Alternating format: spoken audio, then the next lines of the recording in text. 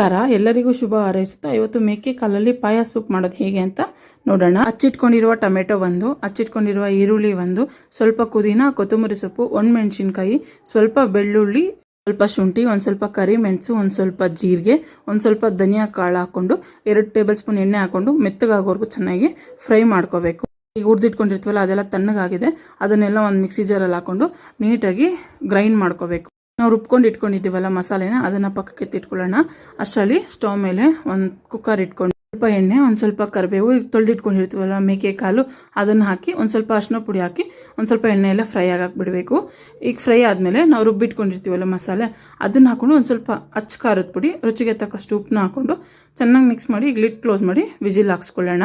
ಎಲ್ಲ ಕೂಗಿ ತಣ್ಣಗಾಗಿದೆ ನೋಡಿ, ಬೆಂದಿದೆ ಆಲ್ಮೋಸ್ಟ್. ಈಗ ಎಷ್ಟು ಕ್ವಾಂಟಿಟಿ ಬೇಕೋ ಅಷ್ಟು ಕ್ವಾಂಟಿಟಿ ನೀರು ಹಾಕೊಂಡು ಚೆನ್ನಾಗಿ ಬೇಯಿಸ್ಕೊಂಡ್ರೆ ಪಾಯಸ ಸೂಪ್ ರೆಡಿ ಆಗುತ್ತೆ. Thank you.